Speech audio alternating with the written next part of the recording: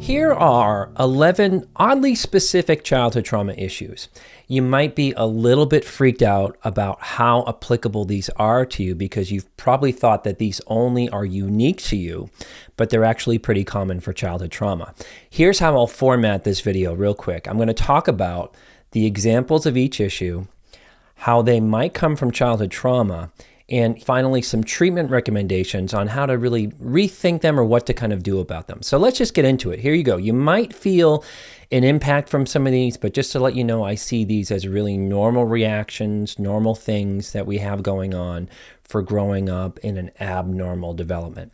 So number one is something that I call emotional delay. Emotional delay is when an emotion about something takes several hours or even a day to catch up with you. So there's the event, then there's you in the present, and then there's the emotions kind of catching up to you in the present. Let's say your boss or your partner asks something of you in the moment, and then in that moment you just kind of automatically said yes. And the day goes on and that kind of a thing. And then gradually you start to feel a pain of anger or a little bit of an escalation. And finally the emotion is like, wait a minute, was I just taken advantage of? Could be a situation like that, or it could be you see something ugly earlier in the day between other people, and then later it catches up with you, like something you see on the street. Or someone tells you that they can't make a commitment that they committed to you, and then you're in the moment, you're like, don't worry about it, it's fine. And then later you feel really let down, really disappointed. This feels like kind of an escalation of emotion that you weren't in touch with at the time of the event earlier in the day, and it just simply catches up to you, like I mentioned. You'll really know about this if you've ever gotten a rush of buildup of emotion that you can't quite place and then realize it was about that interaction earlier. How this might come from childhood trauma. I believe that these delays are really due to the childhood trauma issues of dissociation and hypervigilance. Childhood trauma survivors struggle with not fully being in their body and not being present in their emotions in real time. We tend to live in a cerebral kind of anxious place, in a thinking place and maybe that's where they're quickly saying yes to things because we live in a little bit of an emergency, which will be on another issue coming up later. It might be due to that kind of energy we have going on. The hypervigilance, I believe, is when our inner child kind of goes, wait a minute, like this, was I just taken advantage of, or was I just let down again? Or perhaps some anger and sadness comes up later. Kids growing up in childhood trauma leave their emotional body. They go up into their heads and watch out for what the adults are doing or what the adults need. And we're not attuned with ourselves in what we have going on in real time in our childhood, like what we need emotionally. We can trace an example of dissociations and hypervigilance, say if you grew up in domestic violence. And let's just say there's a fight on a Tuesday night, and on Wednesday you wake up, and then the worry about the other parent really catches up with you as you go to school.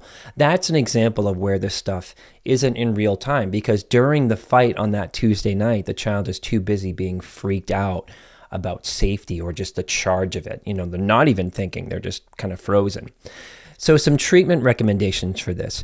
Practice discussing emotions when they come up with safe people. And I know the intimacy of that is kind of scary, but that's our way out of this. Another recommendation is know that when it happens that it's your inner child catching up to the event that happened earlier after kind of living underground because of maybe you're in a baseline other trauma response, like just living in emergency. Start to explore some daily inner child dialoguing, which is journaling with your inner child. It's not just regular dialoguing, it's dialoguing between your non-dominant hand and dominant hand. I'm going to be referencing this a lot in this video about what they're feeling in the day-to-day. It's almost like the idea is to become a good parent for yourself and really become aware of what is going on with you, which is a process in the day-to-day. Another is to join a group or find a therapist if you can, or join a community such as a support group, say like Al-Anon or some kind of 12-step. I know that those are complicated for a lot of people.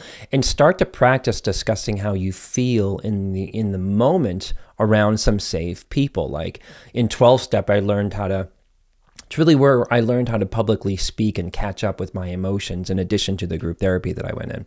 So we should all be getting this stuff from our families, but we simply don't. Moving on to number 2, which is what I call rushing nowhere. Rushing nowhere or rushing through life, as I believe, is due to living in an emergency, due to in childhood, we really lived that way. Some examples, you ever catch yourself walking too fast for no really reason, like you're in a rush somewhere? Ever jump into basic things like you're now on a mission to get it done, like securing movie tickets or something like that, like a reservation or something? Ever find yourself treating basic things like life or death situations? You might see this in others and be like, whoa, well, where's the fire? What is going on there? This may look very different for those who identify as being neurodivergent, just FYI. So not everything is like universal in terms of applying. So this can look like you just got a master's degree and now you feel the immediate need to get your doctorate, or get a new kind of thing, or get the spouse, or get the house and get the baby. It's like a hurry up and reach the elder years super fast. That's kind of one example of rushing. Or this can look like unconsciously going fast in life over small things where you kind of realize that you have zero chill in life. You're very much Johnny on the spot, on top of things and you really don't know how to slow down. Another issue is having too much chill, and that's maybe for another video where it's kind of not really related to this, but it's just the other side of it. So where this might come from in childhood, shame and hypervigilance can make us rush. Imagine growing up in something like alcoholism or a secretive family or a fundamentally religious family where one false step that you make can have terrible consequences for you or others. So when things come up, we're on it, I see many clients, including myself, rushing through life, or I used to, in living in an emergency because they're running from the possibility of making mistakes and looking bad, or having others kind of see us as defective or chaotic, like the families we come from. Something like imposter syndrome, or that could be a root of imposter syndrome. The rushing can also involve unconsciously covering something up, like trying to prevent a disaster that isn't really real, but it was real in our childhood, so we do need to have some compassion for ourselves. And a funny example of this, as a northerner from the U.S., and there was a storm in 1978 called the Blizzard of 78. And there was where we got snowed in for like a week and people ran out of food and they would have to take sleds and go down to the local Quickie Mart and, get bread and milk. So there's this joke about getting bread and milk. But still in New England, the minute it starts snowing, that people have this emergency reaction, like, I gotta get the bread and milk. It's kind of an example of that rushing where that storm was 40 years ago and we generally don't run out of food up there, but that's still kind of ingrained. So some treatment recommendations in this one, working with our inner child on really slowing down. Another is dialoguing and journaling with our inner child about those emergencies that don't really exist, but they did exist in childhood. And simply asking our inner child on paper, what do you think is going to happen if we don't get to the appointment early or on time? What's the fear about? Another is finding ways for you to work on turning down your internal motor, turning down that emergent living, about doing things such as yoga, meditation, breath work, things like mindfulness, all the stuff that you've heard before. Those things don't cure trauma or really treat trauma, but they do help us slow down. Moving on to number 3, this one is really interesting and really unique to me, is something that I call refrigerator buzz depression. The issue is you don't notice that you're depressed because you've maybe been that way since early childhood. Like with a refrigerator that buzzes, like you might have had this refrigerator for years and you're like, one day you're like, what's that sound? Has that always been buzzing like that? What's that depression? Oh my God, have I had that for this long? So some examples, like I just said, you might just kind of wake up to it one day and notice it, or friends might be like, yeah, I don't really live that in that kind of like really shut down, lethargic, and it isn't part of my everyday life. Is it like that for you? Like you might get a reference point from there. And again, growing up in it, we don't have a reference point because we're just so in the trauma. Where it might come from in childhood trauma, it might come from not getting any help as a child in processing emotions that they come up, like whether that's you're bullied at school or a pet dies, like there's just really an emotionally vacant family system. Could be a backlog of childhood situations and dynamics that caused you to shut down but are still there needing to be processed. Just simply like our parents' marriage is enough. Alcoholism, death in the family, medical trauma, hating your oppressive father, feeling like nothing would change, kind of a hopelessness going on in the first 20 years of our life. And being depressed is actually a natural protective mechanism growing up, and when we're growing up and all that.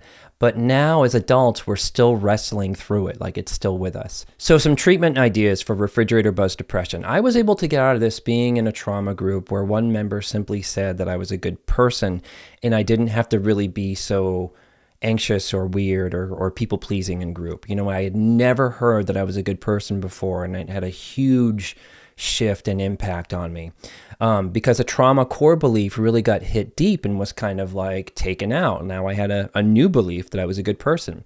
So that's one part of how good psychotherapy, group psychotherapy can help with that stuff. Being connected with good people and processing your family of origin trauma is helpful. There are really no real life hacks for depression.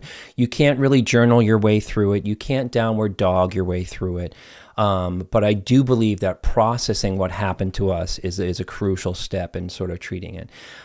Treatment will involve awakening to how bad it was. And of course you struggle with depression, but that's what it was like specifically for you, like a core belief that things will never get better and I'm just awful, which is really essentially what I felt. And as a side note, when you start processing your childhood trauma, depressive symptoms kind of get worse in the beginning. So just be aware of that. And it's the right therapy at the right time. Moving on, related to depression, is something that I'm called being tired as a trigger. This one's really not too complicated. It simply means that we confuse our natural body's reaction to being tired for depression or failing. Like getting tired is a bummer for us.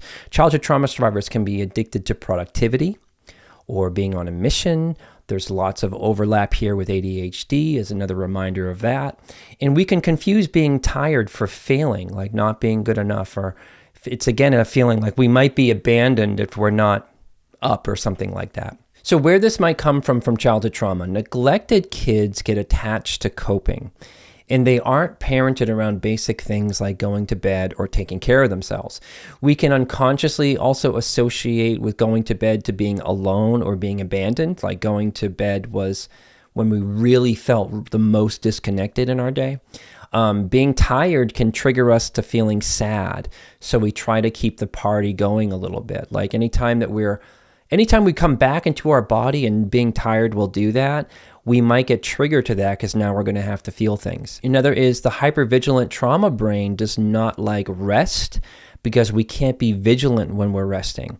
Another idea is the inner child might fear of missing out or FOMO about kind of going to bed or being tired. So some treatment ideas on this one is really simple, is to connect with your inner child, like again with this dialoguing tool, and ask them why getting tired might be a bummer for them.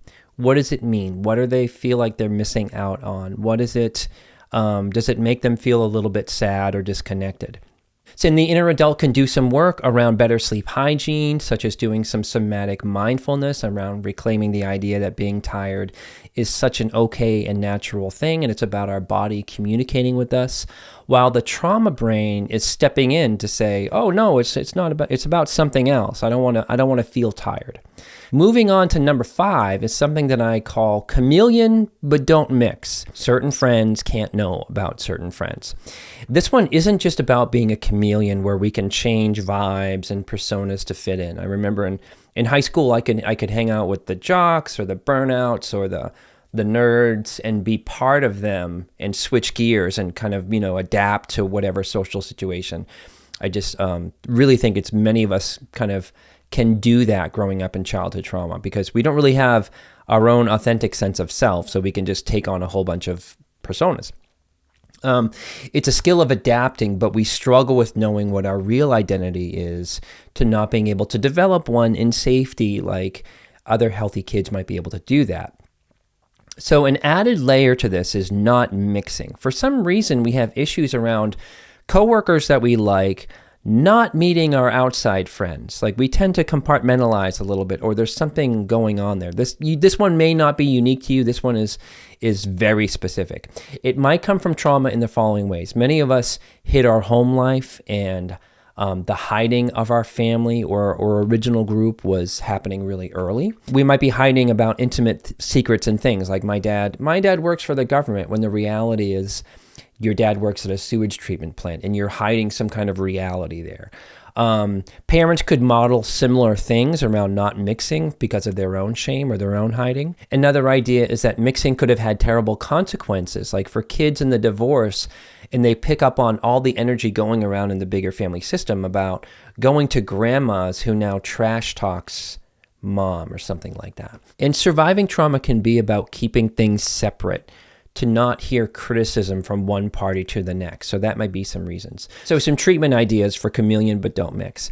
Start to take some risk and simply introduce others to each other if you have different friend circles. Dialogue again with the inner child and walk through what the fear of what is going to happen if this person knows that person. How could things go wrong according to them? And embrace the idea that there's safety in adulthood, that people can make their own choices about vibing with each other or liking each other. Moving on to number 6, this one is a big one, something that I call on-the-spot dissociation. Being on the spot involves everything from speaking at a work event to being simply asked a question by a friend that might be a little bit intimate or even not. It could be just a simple, honest question. Having attention on us and giving a response to that attention or presenting feels like an attack, and we might leave our bodies or we're in danger. It's not just being shy. It's not about just, that can be a two, or it's not just about being nervous. This is really when we check out when we're on the spot. This can happen in tiny ways, like simply a friend asking, oh, hey, what happened with that person you're dating? To having to present a PowerPoint presentation in a meeting and you have an anxiety attack and lose your words. Another common one is like being on the spot is when you think about what happens to you when someone sings happy birthday to you. And the family, your partner at work, getting all that attention can really make us feel freaked out. I don't think it's ever comfortable. I think if you're super comfortable, that's a little bit weird. Maybe it's cool if you're 3 or 4 years old or if you're 5, but it's always just like, oh God, please finish the song. But for others, it can be an extreme trigger about being the focus in that way, and it can feel excruciating. And it's funny, I joke with people, I'm a musician, I play multiple instruments and stuff like that, but there's this joke to say like, I'm a pretty good musician until you put a mic in front of me. That's another example of being on the spot. Where this might come from in childhood trauma. This amazing psychologist named Irving Yalom he's a psychiatrist, I believe, actually, talks about how we only usually experientially talk to a child in this way. Look at me when I'm talking to you. Look at me when I'm talking to you. We only tend to do that if we're abusive, and we only tend to do that to children. That's an extreme version of when we're on the spot. And many of you may have really grown up with that finger in your face. What did you do? Blah, blah, blah, blah, like that aggression, hyper abusive, hypercritical. That's a big example of where this stuff might come from. It might come from not having a safe person in early life, where when you think about being securely attached and children needing a lot of help, you're in daycare and there's a play date and you're just dropped off instead of having a safe person that you can help with all that focus, with all that newness. So hopefully I'm making sense here, but children need a lot of hand-holding in that way. But many of us are so neglected that we're just dropped off first day of kindergarten and picked up and not even asked how it was, and we're terrified the whole time. The terror is we're on the spot. We have to talk to the adults. Adults can be terrifying, especially if you're struggling with shame and if you're really neglected. Another example where it might come from is not being given any space in the family. Having parents who are terrified themselves about being seen, like maybe they have extreme neurotic stuff about being in a picture or something, looking bad in some way. And there could be a lack of safety being visible while expressing emotions, and this feeling like we're in trouble if we're emotional or if we have to present or if we have to talk. Some treatment recommendations for this one. Like with the others, find safe people to talk about emotions in real time and increasing your window of tolerance for being part of and being seen. Increasing the window of tolerance from hating the happy birthday thing to kind of like really tolerating it more and more, and getting your inner adult in place to be present for things like that more so, even if you don't like it. Practice recording yourself. Being on camera all the time, when I started my videos, this was excruciating for me. And now it's kind of like no big deal. That's like been a 2-year process of just getting more and more comfortable. And lastly, dialogue with the inner child, again, about what is going to happen if we make ourselves seen, or we have to present, or what happens to us when we are the focus. Talking to them about specific examples of being on the spot at home growing up is going to be helpful too. Moving on to number 7 is what I call laughing about the pain. This is a subtle social issue that comes up when we're expressing a bit of ourselves or a bit of our story.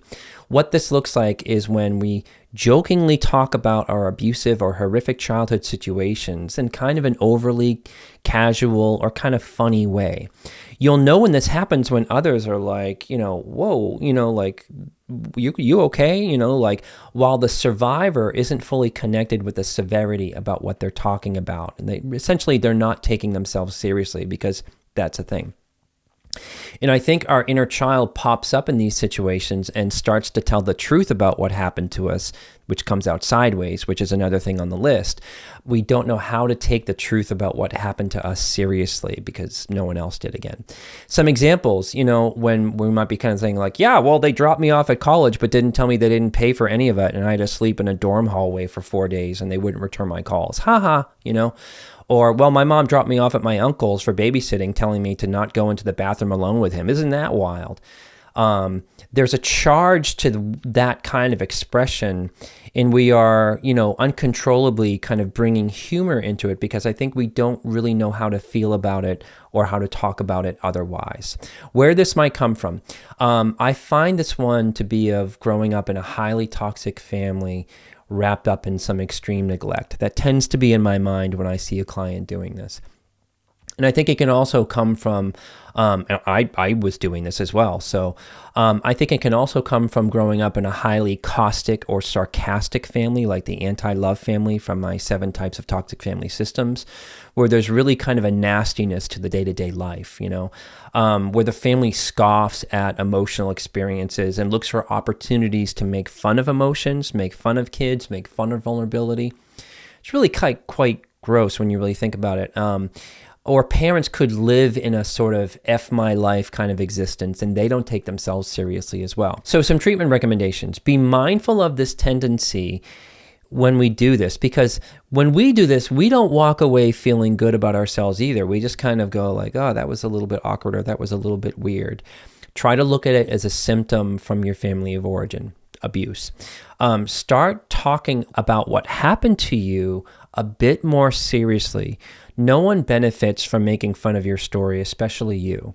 It actually creates distance when we do this. Find some supportive people where you can practice discussing your emotions in real time and learn how to actually feel the anger or feel the grief instead of just kind of making fun of how bad it was.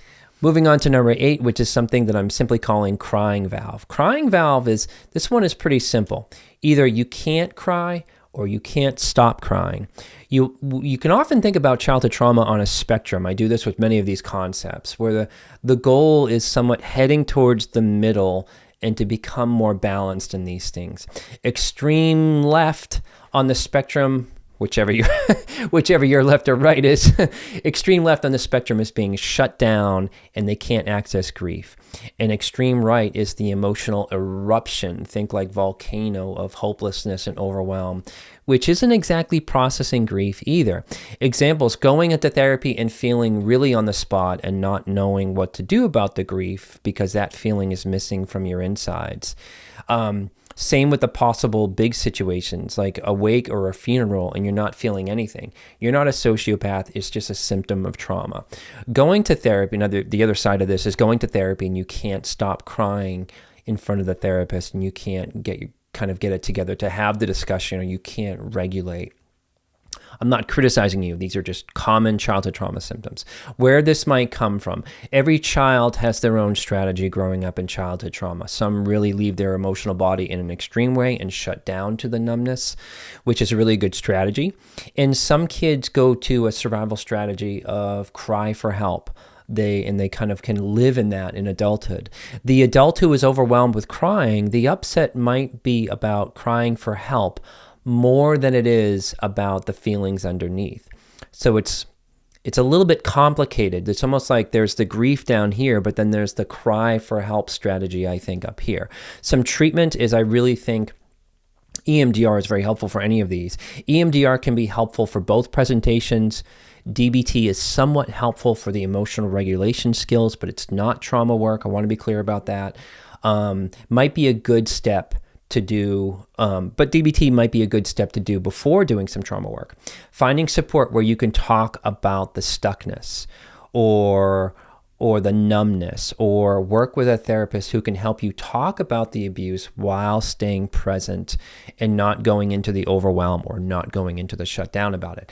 Dialoguing with the inner child and ask them what happens when you try to cry or process when something overwhelming comes up, to figure out what they might need from you, the inner adult. Or there might be a belief going on about the shutdown, about not crying, that might be, just like boys don't cry or something. It could be something as simple as that, or it's just really being removed from our emotional experience as a little person. Another is looking at both extremes as standard trauma issues, and that really, I want you to take this in. It's not about being defective in any way. It's a standard what happens to kids when they don't grow up in safety. Moving on to number 9. This one's interesting, something that I call glass frog. They can all see right through me. Glass frog is something simply that I made up. It's a species of frog that is completely transparent and you can see all their organs. And it made me think of childhood trauma survivors like myself who struggle with shame and hypervigilance.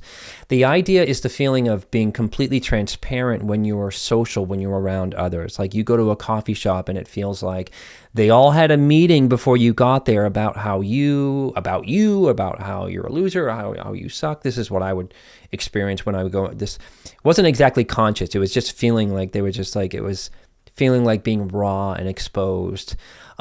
This can feel like refrigerator buzz depression, where you might not be fully conscious you have this going on until you kind of wake up to it. It feels like being totally exposed to the world. And everyone at work knows that you're this or you're that, or you're late, or you had a fight with your partner, or your tank is on empty, or whatever, or your car's a mess. Shame, hypervigilance. The hypervigilance is being so focused on what other people think. Where it comes from. Again, if major off things are happening at home for the child, developmentally, I'm fascinated by this. They think the teacher might know that mom's an alcoholic, or that dad punches walls. I think it's almost wrapped up in a little bit of early object relations about thinking. Children think the adults are almost omnipotent, and they, like when you make a mistake in the bathroom in kindergarten, it's almost like you almost unconsciously assume that other people already know.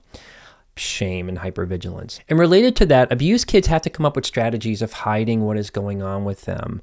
And think about it. If you've ever tried to sneak into a job because you're 30 minutes late because you're having a bad morning, that sneaking feeling might have been something you've been doing your whole life, hoping that you're not going to be put on the spot, all of those things. Because we were so vulnerable. It was pretty transparent.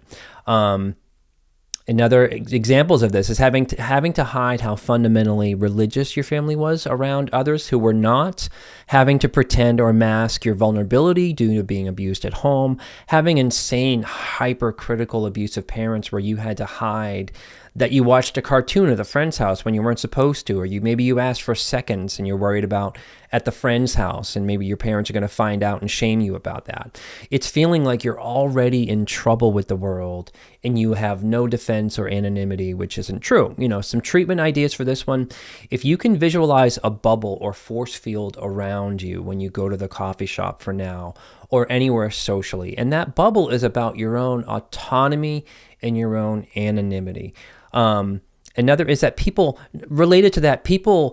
don't know where you come from. People don't know what's going on with you, and it's really none of their business, but your inner child thinks that they might. And besides, these folks, they're way too busy worrying about their own problems in their own lives to be so worried about the fact that we had 2 Pop-Tarts for breakfast and we're a mess or whatever, Another treatment idea is working with a supportive person or a group therapist on naming the shame that comes up for you around this. Dialoguing with our inner child, again, about specifically reparenting them on the idea that what do they think people think about them? If you can nail that, you're really going to know what's going on with a lot of your triggers and your problems, because that's really the root to this glass frog issue. Number 10, we're almost close to the end here. What I call sideways grief or rage. You're probably familiar with this one. Emotional, kind of sappy commercials that come up, seeing kids get what they need in their own childhood, like when you're out and about, seeing happy couples. You may have some grief or big chunks of sadness that kind of comes out sideways. Or rage, where you lose it over small things because you're struggling with much bigger things that you're maybe not in tune with. These are like the low threat. We didn't realize how low threshold we were until like we couldn't open the piece of mail or something like that. When we are repressing trauma or we're putting issues down, stuff comes out sideways. I'm a visual person. So when you're repressing how bad your parents' marriage was and how bad your childhood was, comes out sideways when you maybe see a healthy couple and you might just start sobbing and not being able to relate the two things. Where it comes from in childhood. Really, my mentor, Amanda Curtin, talks about this reserve well, a literal well in us of pain, grief, all the situations that are still unprocessed that happen to us. It's really like what we're struggling with this well. And it pops up, it comes out sideways when we get triggered. Could also come from really the unfairness of that step parent that's never been addressed, that your other parent never protected you from. Rage can come out sideways from that kind of a thing when you see people kind of getting the shaft or not being protected. The offness of being a parentified child. You're at work and the rage might come out sideways if someone asked you to bring something to a Yankee swap or something like that. That's where this stuff comes from. The pain of not being in a sane and connecting, loving family. That's where those sappy commercials about grandma, they pick grandma up and they in a snowstorm because they want to have Thanksgiving with her, and everyone's like, oh my God. So triggering because we never saw that kind of the caring in our own family systems. And as a side note, the sideways stuff is if you struggle with remembering the issues around your childhood, this is where that phrase, your body remembers. Your body remembers in the way that things come out sideways. So it's really important to pay attention to them. Like those are your clues. Some treatment ideas is finding safe people to start processing, not just talking about what happened, but processing in it with a therapist or with a group. If you can get one, if you can find one, I know that that's loaded. Start making some notes in your phone about when it comes up, when things start to come out sideways and why. Like when you saw pets not being cared for, like when you're seeing a family being supportive of each other and they're like doing that seamlessly. Another example is like when you can't handle minor frustrations, like trying to find a parking spot and you just can't, and it's like you have a rage meltdown kind of a thing. Tells you have some other stuff kind of going on and it's coming out sideways in that moment. Another treatment idea is dialoguing and journaling can be really helpful to be more in touch with what you have going on in the present and look at that as a bump, say, with your partner, as opposed to having these sideways reactions and you're like, where did that come from? To try to really know what is going on with you in real time before things blow up sideways, if you can. And it's not just that last bit, it's really that well of grief and pain that I mentioned, as well as not being connected with what's going on in our present lives. And last one, coming in last, is something that this one's very important, something that I call waiting games. I will do X after Y takes place. Waiting games is also known as mood-dependent behavior. Some examples. This was me. I'll quit smoking once I get a gym membership. I'll leave this relationship once I feel like I can make it on my own. I'll give them another chance and see, and then you're on chance number 89 with an abusive person.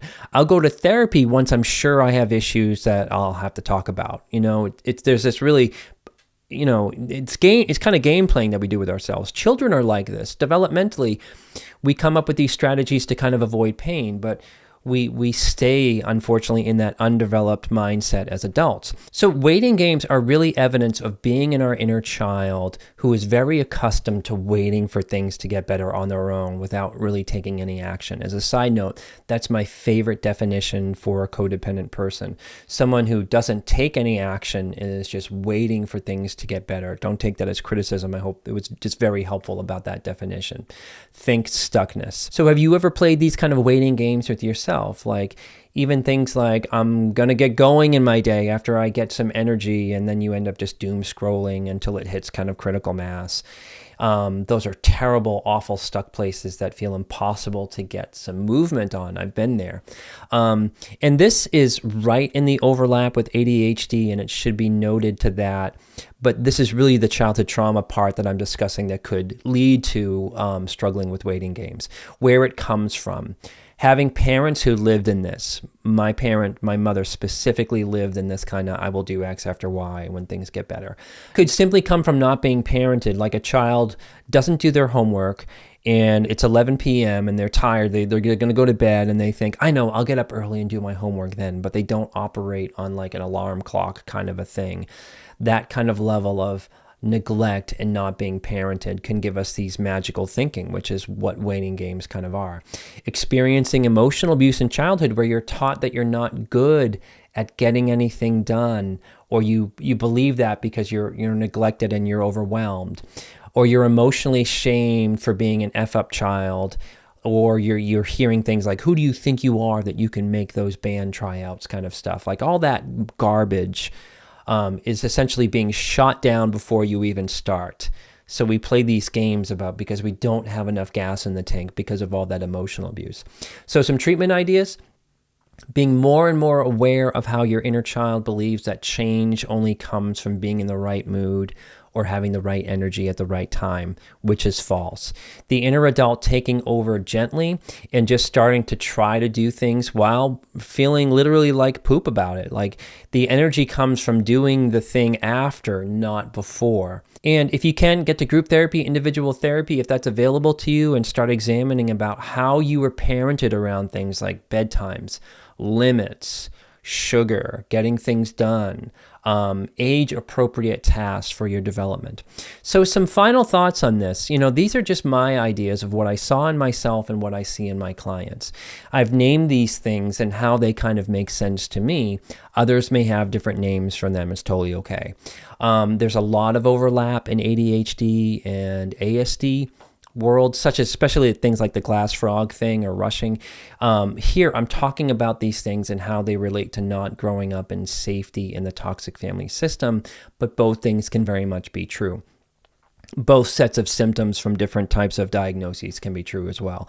I mentioned dialoguing quite a bit. You can grab an e-course here, right up here, or you can join my monthly healing community, which is included in that too, and try to work on these issues of dominant hand, non-dominant hand, writing on paper, and really starting to parent our inner adult in that way. I liken that exercise to EMDR because we are getting bilateral stimulation between the hemispheres, which helps us soothe, and it helps us develop a stronger relationship with our inner child and gets our adult in place. It's really my favorite tool that I use. You can grab it all like right up there. These issues are not forever, and they are not set in stone. As I still grow and change, I don't struggle with these symptoms anymore, but they used to really run me, and they used to really freak me out.